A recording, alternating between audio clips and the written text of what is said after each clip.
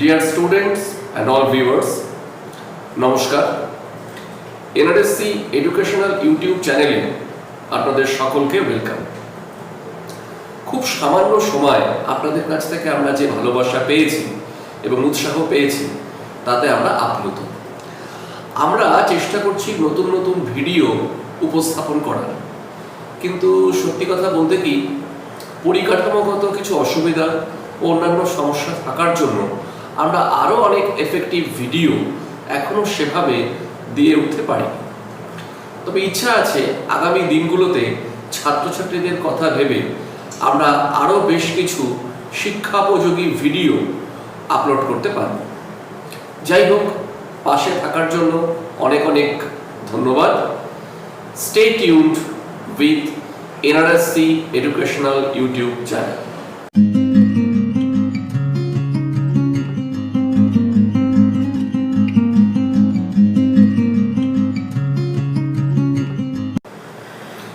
এর আগে আমরা নেট পেপার 1-এর থিওরি পার্ট কিভাবে পড়া উচিত তা নিয়ে আলোচনা করেছি। আজকে আমাদের আলোচ্য বিষয়বস্তু হচ্ছে ডিআই, অর্থাৎ ডেটা ইন্টারপ্রিটেশন। নেট পরীক্ষায় সাফল্য লাভ করার জন্য এই ডিআই একটা অত্যন্ত কার্যকরী টপিক। পরীক্ষায় এখান থেকে 5টি প্রশ্ন অবশ্যই আসবে, আর এই 10 মার্কস যদি কেউ অ্যাচিভ করতে পারে তাহলে কিন্তু সে নেট ক্র্যাক করার দিকে অনেকটা এগিয়ে যাবে। আবার উল্টোটাও সত্যি, যদি সে এই 5টি প্রশ্ন অ্যাটেন্ড না করে তাহলে কিন্তু সে অনেকটা পিছিয়ে যাবে। তো আমাদের যে সমস্ত মাস্ট আইটেম রয়েছে নেট পেপার 1-এর ক্ষেত্রে, তার মধ্যে কিন্তু ডিআই অত্যন্ত গুরুত্বপূর্ণ এবং প্রায় প্রথম দিককার একটি টপিক। আমি আগেও বলেছি, আবারও বলছি, নেটে কোয়ালিফাই করতে গেলে কয়েকটি বিশেষ বিষয়ের উপরে জোর দেওয়া আবশ্যক। তার মধ্যে রয়েছে mathematical reasoning, logical reasoning, data interpretation, reading comprehension ইত্যাদি। কারণ থিওরিটিক্যাল যে পোর্শনটা রয়েছে সেটা কিন্তু ভীষণভাবে একটা অনিশ্চিত এরিয়া। অর্থাৎ যদি সেই প্রশ্ন যেগুলো পরীক্ষায় দেবে তার উত্তর যদি আমার জানা থাকে ঠিক আছে, না হলে কিন্তু আন্দাজে ঢিল মারা ছাড়া আর কোনো গত্যন্তর নেই। সুতরাং এই বিষয়গুলো অর্থাৎ ডিআই, ম্যাথামেটিক্স, রিজনিং, এগুলো ভীষণ রকমভাবে প্র্যাকটিস ওরিয়েন্টেড। তো যদি কেউ ভালো করে এগুলো প্র্যাকটিস করে যায়, পরীক্ষায় কন্টেন্ট যাই দিক না কেন, আশা করা যায় সে কিন্তু পরীক্ষার হলে সেগুলো ঠিক করে আসতে পারবে। সুতরাং সবাইকে ডিআই এর জন্য আলাদা নজর দিতে হবে। আশা করি আমরা ডিআই এর গুরুত্ব বোঝাতে সক্ষম হয়েছি। এবার আমি বলবো কোশ্চেনের স্ট্যান্ডার্ড নিয়ে। ডিআই কিন্তু পরীক্ষায় মানে ইউজিসি নেট পেপার 1 পরীক্ষাতে খুব সহজ এরকম আসবে বলে মনে হয় না, আবার খুব কঠিন তাও দেবে না। অর্থাৎ যেটা আমরা দেখেছি একটা মিডিওকর লেভেলে প্রশ্ন আসে। অর্থাৎ আমি যেটা মিন করতে চাইছি, MBA এন্ট্রান্স, ব্যাংক পিও বা আরও বেশ কিছু কম্পিটিটিভ পরীক্ষায় যে লেভেলের ডিআই আসে সেই লেভেলের ডিআই কিন্তু এখানে আসে না। অর্থাৎ যদি ওই ধরনের কম্পিটিটিভ লেভেলের কোনো ছাত্রছাত্রী এই ডিআইগুলো করে তাদের কাছে এটা খুব সহজ বলে মনে হতে পারে, কিন্তু যারা শুধুমাত্র নেট পরীক্ষার জন্য প্রিপারেশন নিচ্ছে তাদের কাছে কিন্তু এই ডিআই একটা মাথা ব্যথার কারণ। যদিও বিগত 2 বছর ধরে আমরা দেখেছি পরীক্ষায় ডিআই কিন্তু খুব সহজই আসছে, কিন্তু আগামী দিনেও সহজ আসবে তার কিন্তু কোনো নিশ্চয়তা নেই। কারণ অতীতে আমরা দেখেছি 2016-17 বা ওই সময়ের আশেপাশে পরীক্ষায় যে ডিআইগুলো দিত সেগুলো যথেষ্টই স্ট্যান্ডার্ড। যাই হোক, এবার আমরা একটু টেকনিক্যাল ব্যাপারগুলো নিয়ে কথা বলি। ডিআই এক্সাম কিন্তু মূলত 4টে ক্যাটাগরি থাকে। এই 4টে ক্যাটাগরি কি কি না, নাম্বার 1 টেবিল ডায়াগ্রাম বা ট্যাবুলেশন চার্ট, 2 নম্বর হচ্ছে বার ডায়াগ্রাম বা বার চার্ট, 3 নম্বর সার্কুলার ডায়াগ্রাম বা পাই চার্ট, আর 4th হচ্ছে লাইন গ্রাফ। এই 4টে সেকশন থেকে মূলত প্রশ্ন আসে। কিন্তু এটা ছাড়াও আরো কিছু জিনিস যেমন রাইডার চার্ট, ট্রায়াঙ্গুলার চার্ট, সেখান থেকেও প্রশ্ন আসতে পারে বাট তার চান্সেস খুব কম। এবার আমরা যেটা বলবো সেটা হচ্ছে যে ডিআইতে মূলত কি করতে হয়। ডিআই তো একটা ডায়াগ্রাম ভিত্তিক প্রবলেম এবং সেখানে ডায়াগ্রামের মধ্যে প্রচুর ইনফরমেশন দেওয়া থাকে, কাজে সেই ইনফরমেশনটাকে কাজে লাগিয়ে আমাদের এখানে প্রশ্নের উত্তর দিতে হবে। এক্ষেত্রে বলি তিনটে কাজ এখানে খুব ইম্পর্টেন্ট। প্রথম হচ্ছে ছবি দেখে তথ্য বোঝা, 2 নম্বর হচ্ছে প্রশ্ন পড়ে কি চাওয়া হয়েছে সেটাকে ঠিকঠাক বোঝা, আর থার্ড বা ফাইনাল পয়েন্ট হচ্ছে ওই প্রশ্নের উত্তর দেওয়ার জন্য সঠিক ক্যালকুলেশন প্রয়োগ করা। কিন্তু মুশকিল হলো যথেষ্ট সময় নিয়ে বারবার ডিটেল ক্যালকুলেশন করে উত্তর বের করতে গেলে অনেক সময় চলে যাবে। তাই শুধুমাত্র অ্যাকিউরেসি নয়, স্পিডটাও কিন্তু এখানে একটা বড় ফ্যাক্টর। তো কিভাবে আমরা অ্যাকিউরেটলি প্রশ্নগুলো সলভ করব কম সময়ের মধ্যে এবং কিভাবে স্টেপ বাই স্টেপ এগোবো, এবার আমরা সেই বিষয়গুলো নিয়ে একটু পয়েন্ট ওয়াইজ আলোচনা করব। প্রথমত, ডিআই এর বেশিরভাগ প্রবলেম কিন্তু ফ্র্যাকশন, পার্সেন্টেজ, অ্যাভারেজ, রেশিও এবং বেসিক ক্যালকুলেশন বেসড। কাজেই ওই চ্যাপ্টারগুলো আগে না প্র্যাকটিস করে এখানে আসা কিন্তু একদম ঠিক হবে না। ওই বিষয়গুলোতে পারদর্শিতা এনে তারপর ডিআই শুরু করা উচিত। দ্বিতীয়ত, ডিআই প্রায় প্রতিটি প্রশ্ন দাঁড়িয়ে আছে যোগ, বিয়োগ, গুণ, ভাগ এই ধরনের ক্যালকুলেশনের উপরে। এই ক্যালকুলেশনগুলো যত ফাস্ট নির্ভুলভাবে করা যাবে তত ডিআইটা কিন্তু আমরা ভালোভাবে করতে পারবো।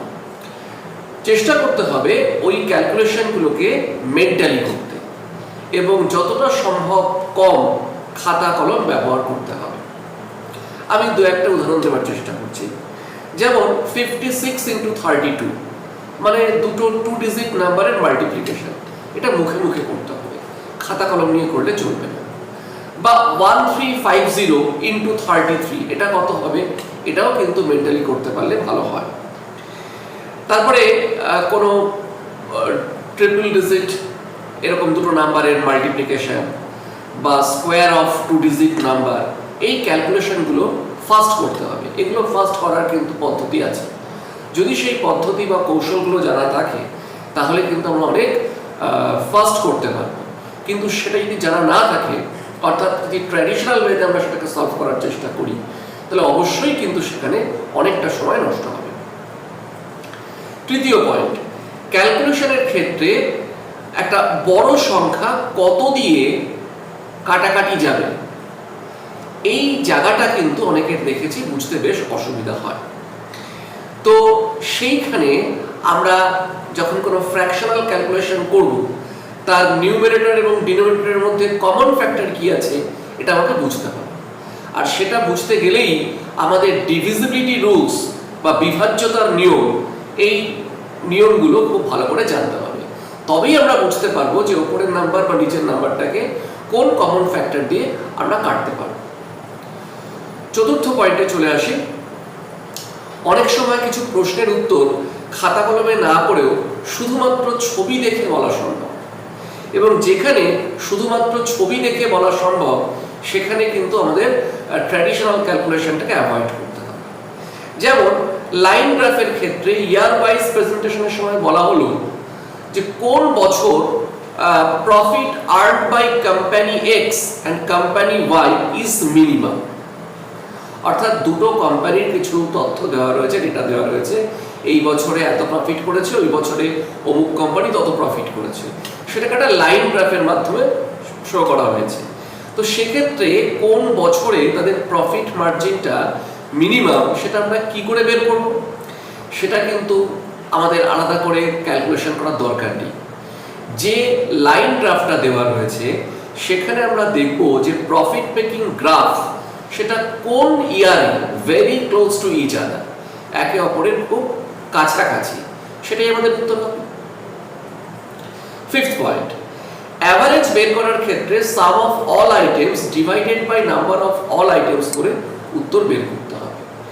এবং যদি দেখা যায় যে এই অ্যাভারেজ বের করার সময় পুরোপুরি জিনিসটা ভাগ যাচ্ছে না, সেক্ষেত্রে আমরা কিন্তু অবশ্যই ডেসিমাল বা পয়েন্ট এরকমভাবে কোনো ফিগারকে আনতেই পারি। কিন্তু অপশানে যদি সেটা পূর্ণ সংখ্যায় থাকে উত্তরটা, সেক্ষেত্রে আমরা অ্যাপ্রক্সিমেশনের রুলটা ইউজ করতে পারি। এটা আমরা খুব ছোটবেলা থেকে যেটা শিখে এসেছি, আসন্ন মান তার যে নিয়ম সেটাই, অর্থাৎ দশমিক বা ডেসিমালের পরে যদি 5 থাকে তাহলে দশমিকের আগে থাকা সংখ্যাটির ইউনিট ডিজিট 1 বেড়ে যাবে, আর দশমিকের আগে যদি 4, 3, 2 অর্থাৎ কম থাকে এরকম কোনো ডিজিট, তাহলে কিন্তু সেই ইউনিট ডিজিটটা সেমই থাকবে। কিন্তু উভয় ক্ষেত্রেই ডেসিমালের পরে যে নাম্বারগুলো রয়েছে সেটাকে আমরা ইগনোর করব। নেক্সট আমরা যেটা বলবো 6 নম্বর পয়েন্টে, রেশিও বা অনুপাতের ক্ষেত্রে যে দুটি বস্তুর মধ্যে অনুপাত চাওয়া হয়েছে তাদের মধ্যে প্রথমটির ভ্যালু ডিভাইডেড বাই দ্বিতীয়টির ভ্যালুটি ফ্র্যাকশনাল ফর্মে লিখে সেটাকে রিডিউস করতে হবে এবং রিডিউস করে উত্তরটা বলতে হবে। অর্থাৎ যদি আমার মনে হয় একটা বলা হয়েছে 130 আর একটা বলা হয়েছে 650, তাহলে 130 বাই 650, ঠিক আছে? এইভাবে আমরা ওটাকে কাটবো, কাটাকাটি করলে ন্যাচারালি এটা হবে 1:5, সেই 1:5 রেশিওতে আমাকে উত্তরটা লিখতে হবে। এবার চলে আসছি 7th পয়েন্টে। 7th পয়েন্টটা কিন্তু খুব গুরুত্বপূর্ণ একটি point. Scan the question very carefully, অর্থাৎ কোশ্চেনটা খুব ভালো করে পড়ো এবং কি চাওয়া হয়েছে সেটাকে বোঝো। এইটা হচ্ছে মূল বক্তব্য। অনেক সময় দেখা যায় একটা প্রশ্ন একবার পড়ার পরেও ঠিক কি চাওয়া হয়েছে সেটা কিন্তু আমরা ভালো করে বুঝতে পারছি। তো এই না বুঝে চেষ্টা করা চলবে না। প্রয়োজনে 2বার বা 3বার পড়াটা প্রশ্নটা পড়ে নিয়ে বুঝে তারপর ট্রাই করতে হবে। 8 পয়েন্ট, আমরা ক্যালকুলেশন খুব স্পিডে করার বাসনা নিয়ে এবং ধৈর্য আমাদের কম থাকার ফলে অনেক সময় ক্যালকুলেটর ব্যবহার করি। এই ক্যালকুলেটর ব্যবহার করে অনুশীলন করা বা বাড়িতে প্র্যাকটিস করা, এটা কিন্তু ডিআই এর ক্ষেত্রে একটা বিরাট বড় প্রতিবন্ধকতার কাজ করে। তার কারণ যদি আমরা কন্টিনিউয়াসলি ক্যালকুলেটর ব্যবহার করি তাহলে আমরা আস্তে আস্তে ক্যালকুলেটর অ্যাডিক্টেড বা এর উপর ডিপেন্ডেন্ট হয়ে যাব। যার যখন পরীক্ষার সময় সেটি পাবো না, তো ন্যাচারালি আমাদের খুব অসুবিধা হবে। সুতরাং এই ক্যালকুলেটরের প্র্যাকটিস করাটা একেবারেই ঠিক নয়। আমি বারবার করে সবাইকে বলবো একটু বাড়িতে প্র্যাকটিস করতে। প্রথম একটু অসুবিধা হবে, কষ্ট হবে, ঠিক কথায়, কিন্তু আস্তে আস্তে সয়ে যাবে এবং ক্যালকুলেটর ছাড়াই স্মুথলি ক্যালকুলেট করা যাবে। নেক্সট যে পয়েন্টের কথা আমি বলবো, সেখানে কিন্তু কিছু শর্টকাট রুলস, অর্থাৎ ডিআই করার ক্ষেত্রে যে শর্টকাট রুলগুলো ইউজ করে আমরা একটু ফাস্ট করতে পারি, এবার সেরকম কিছু বিষয় নিয়ে আলোচনা করব। আমি আগেও বলেছি যে ডিআই এর ক্ষেত্রে পার্সেন্টেজ একটা খুব গুরুত্বপূর্ণ ভূমিকা তার রয়েছে। তো এই পার্সেন্টেজের ক্যালকুলেশনগুলোকে কিন্তু ঠিকঠাক করে করতে হবে। যেমন আমি একটা উদাহরণ দিয়ে বলি, আমাকে যদি এখন প্রশ্ন করা হয় যে 300 ইজ হোয়াট পার্সেন্ট অফ 400, অর্থাৎ ডিআই করতে গিয়ে একটা এরকম সিচুয়েশন এলো যেখানে আমাকে বের করতে হবে যে 300 400 এর কত পার্সেন্ট। তো ট্র্যাডিশনাল যে টেকনিক কি বলছে যে 300 ডিভাইডেড বাই 400 ইন্টু 100, তাই তো? তো এইবার এই ক্যালকুলেশনটা যদি আমরা করি আমাদের একটা সময় লেগে যাবে, কিন্তু এই ক্যালকুলেশনগুলো ট্র্যাডিশনালি না করে সেগুলোকে মেন্টালি সলভ করতে হবে। অর্থাৎ যখনই বলছে 300 বাই 400 ইন্টু 100, এই ইন্টু 100টা দেওয়া হয় পার্সেন্টেজ ক্যালকুলেট করার জন্য। তো ফার্স্ট কাজ, প্রথমে এটাকে মাথা থেকে আউট করে দিতে হবে। তাহলে পড়ে থাকলো কত? 300 বাই 400, অর্থাৎ 3/4। তো আমরা সবাই জানি যে 1/4 মানে হচ্ছে 25%। তাহলে 3/4 মানে কত হবে? 3/4 মানে হচ্ছে ইন্টু 3, অর্থাৎ 1/4 ইন্টু 3। তাহলে 1/4 যদি 25% হয় তাহলে 3/4 মানে 75%। এইরকম ভাবে যদি আমরা ক্যালকুলেশনগুলোকে করি তাহলে কিন্তু আমরা অনেক ফাস্ট ক্যালকুলেট করতে পারবো এবং সবচাইতে বড় কথা মেন্টালি ক্যালকুলেশনগুলো করতে পারবো। শুধু 1/4 বলে নয়, আমি আরেকটা এক্সাম্পল দিয়ে বলছি। হয়তো একটা জায়গাতে এসছে ক্যালকুলেশন করে রিডিউস করার পরে 3/7, তাহলে 3/7 মানে কত পার্সেন্ট? তাহলে আমরা কি 3/7 ইন্টু 100 করে এটাকে সলভ করব? মোটেই না। এবার আমাদের একটা ধারণা আছে যে 1/7 এর ভ্যালুটা কত। তাহলে 1/7 এর ভ্যালু যা, তার সাথে 3 মাল্টিপ্লাই করলে উত্তর পেয়ে যাব। 1/7 মানে হচ্ছে 14.28%, তাকে 3 দিয়ে গুণ করলে যা হবে সেটাই আমাদের উত্তর হয়ে গেল। তো সেটার জন্য আমি যেটা প্রত্যেককে বলবো যে ফ্র্যাকশনের যে বিভিন্ন পার্টগুলো রয়েছে সেইগুলো আমাদেরকে একটু মুখস্থ রাখতে হবে বা মনে রাখতে হবে। অর্থাৎ এককে বিভিন্ন সংখ্যা দিয়ে ভাগ করলে কত হয় সেই জিনিসটা যদি আমাদের মনে থাকে, তাহলে যত বড় ফ্র্যাকশনই দিক না কেন সেটা করতে আমাদের খুব একটা সমস্যা হওয়ার কথা নয়। যেমন 1/2 মানে 50%, 1/3 মানে 33.33%, 1/4 খুব সহজ 25%, 1/5 মানে হচ্ছে 20%, 1/6 মানে 16.66%, 1/7 মানে আগেই বলেছি 14.28%, 1/8 মানে হচ্ছে 12.5%, 1/9 মানে 11.11%, 1/10 মানে তো খুব সহজ 10%, 1/11 মানে হচ্ছে 9.09%, আর 1/12 মানে হচ্ছে 8.33%। এগুলো মনে রাখতে পারলেই মোটামুটি হয়ে যাবে। এখান থেকে আমরা বাকি ফ্র্যাকশনগুলোকে অনায়াসে নিয়ে আসতে পারবো। এবার আমি যেটা বলবো সেটা হচ্ছে কোন চার্টে হয়তো একটা ছাত্রের বিভিন্ন বিষয়ে প্রাপ্ত নম্বরের বদলে প্রাপ্ত পার্সেন্টেজ দেওয়া হয়েছে। এদিকে প্রতিটি বিষয়ের যে ফুল মার্কস বা পূর্ণমান সেটাও কিন্তু ডিফারেন্ট আলাদা, এবং সেখান থেকে হয়তো আমাকে ফাইন্ড আউট করতে হবে কোন ছাত্র কত মার্কস পেয়েছে। তো সেটা করতে গেলে আমরা কি করে বের করবো? আমরা কি প্রতিটি প্রশ্নের জন্য প্রতিটি পার্সেন্টেজকে কাজে লাগিয়ে নাম্বারগুলো ফাইন্ড আউট করবো? তাহলে তো অনেক সময় লেগে যাবে।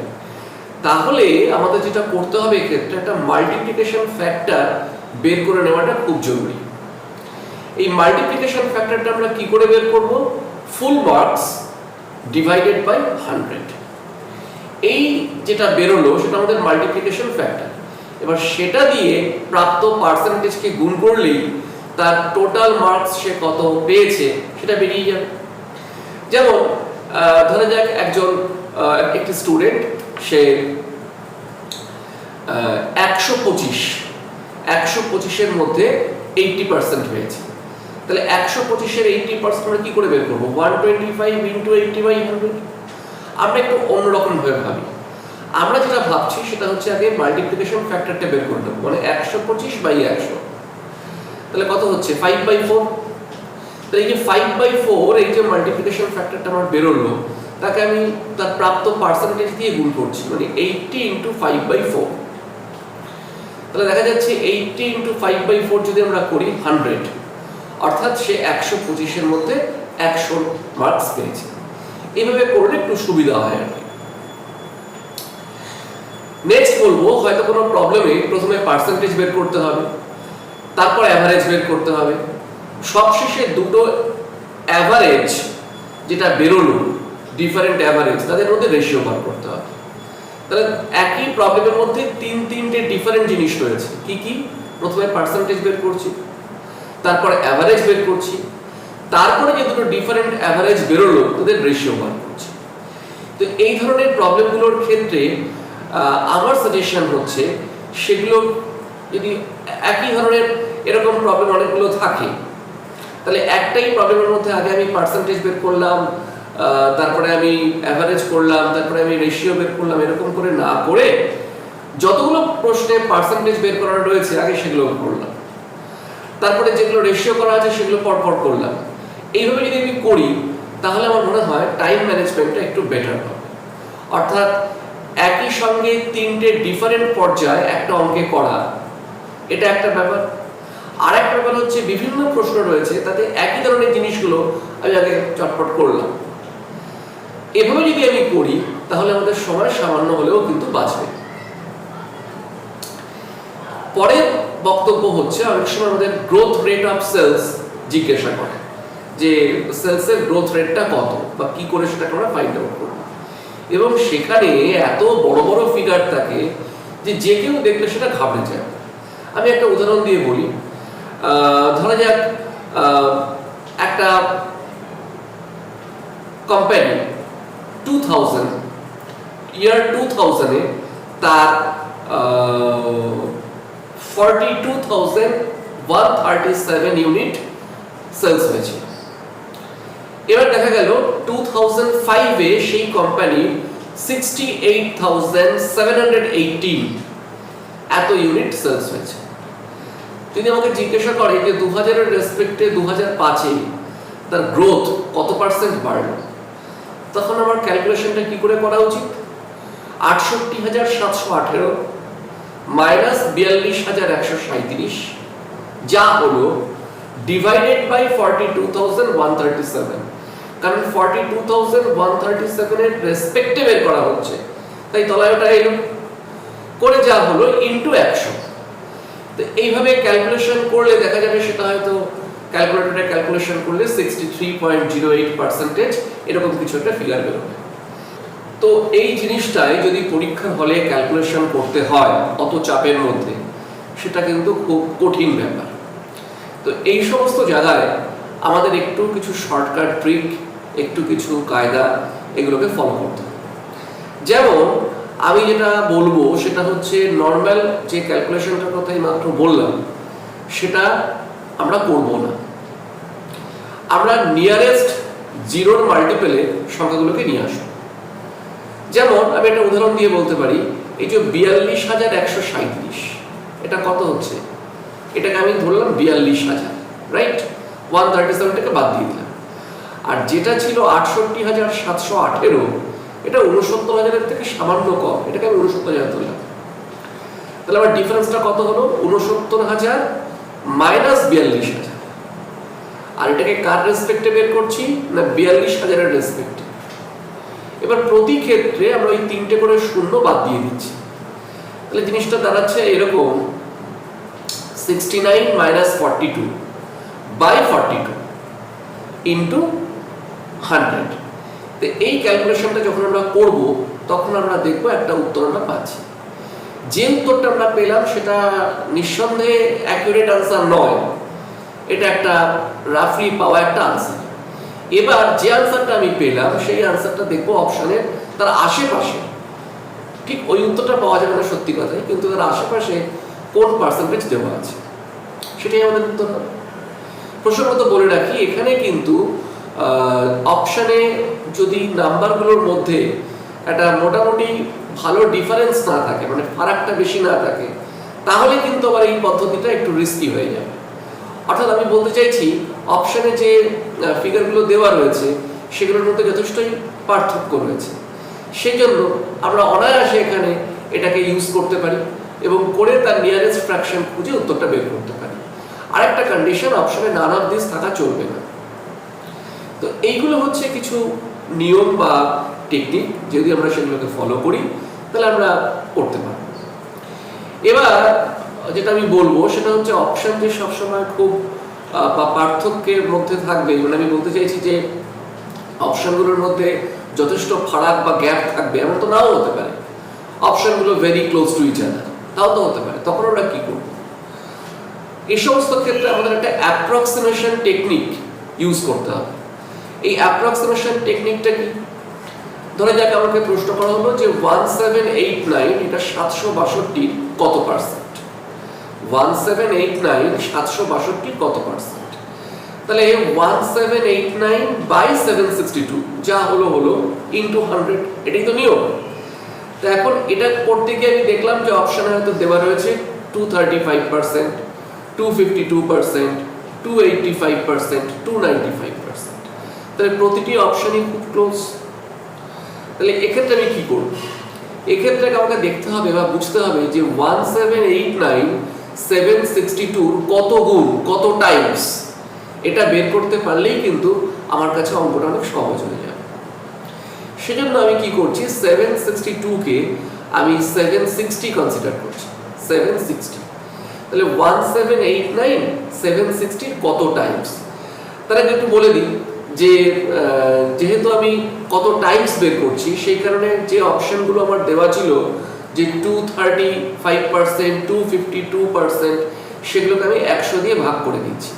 তাহলে ভাগ করলে দাঁড়াবে 2.35 বা 2.52 বা 2.85 বা 2.95 এরকম।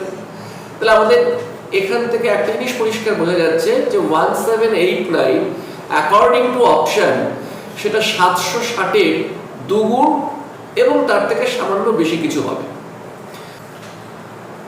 তো 760 কে 2 দিয়ে মাল্টিপ্লাই করলে কত হচ্ছে? 1520, কিন্তু ফিগারটা কত ছিল? 1789। আচ্ছা, 760 হাফ, হাফ মানে হচ্ছে 50%, সেটা কত? সেটা হচ্ছে 380। তাহলে আমি যদি 1520 এর সঙ্গে 380 যোগ করি তাহলে এটা রেজাল্ট হবে 1900। অর্থাৎ আমি যদি মনে করি যে 760 2.5 টাইমস সেটা কত, তাহলে সেটা হচ্ছে 1900। কিন্তু আমি দেখতে পাচ্ছি ফিগারটা আমার দেওয়া রয়েছে 1789, এটা 1900 থেকে অনেকটাই কম। তার মানে কখনোই 1789 760 আড়াই গুণ হবে না, আড়াই গুণের কম হবে। তাহলে আমি এখন অপশনের দিকে তাকিয়ে দেখি আড়াই গুণের নিচে কোনটা দেওয়া আছে, না দেওয়া আছে 2.35। ব্যাস, তাহলে ওটাই উত্তর।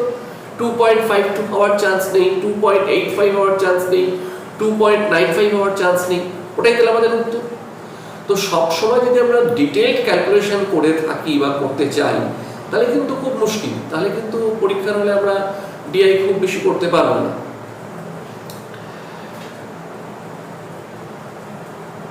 এভাবে আমরা গুণে গুণে অনেক নিয়মই বলতে পারি, এবং যদি সেই নিয়মগুলোকে আমরা ঠিকমতো বাড়িতে প্র্যাকটিস করি, ফলো আপ করি, তাহলে ডিআই আমাদের কাছে একেবারেই কঠিন কোনো ব্যাপার কিছু নয়। তো এই ছোট্ট ভিডিওতে এত পয়েন্ট ডিটেলসে ডিসকাশন করা সম্ভব নয়। এবার আমরা একটা কথা বলে রাখি যে আজকে যেমন আমরা আলোচনা করছি বেসিক ডিআই নিয়ে, পরবর্তীকালে কিন্তু আমরা একদিন আলোচনা করব অ্যাডভান্স ডিআই নিয়ে।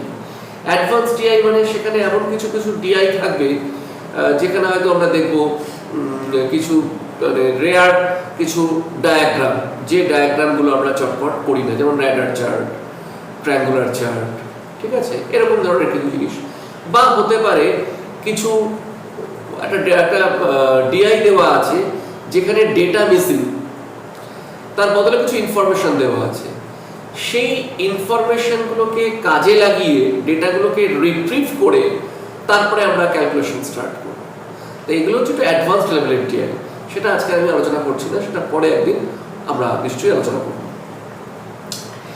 শুধু একটা কথা বলি, কেউ যদি এই সমস্ত নিয়ম মেনে বারবার প্র্যাকটিস করে ডিআই, তাহলে তার কাছে অত্যন্ত সহজ।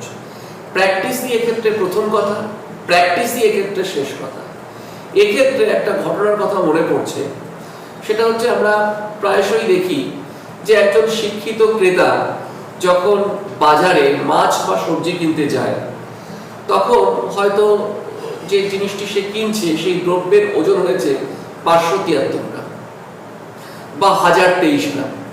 তো তার দাম কত হবে এটা বের করার জন্য হয়তো সেই শিক্ষিত ক্রেতা মোবাইল ক্যালকুলেটরের দিকে হাত বাড়াচ্ছে, অথচ আপাতভাবে অশিক্ষিত যে সবজি বিক্রেতা রয়েছে বা যে মাছ বিক্রেতা রয়েছে, সে কিন্তু ওই সবজি মাপতে মাপতে বা মাছ কাটতে কাটতে কি নির্ভুলভাবে সেই দামটি বলে দিচ্ছে কোনো কিছু সাহায্য ছাড়াই।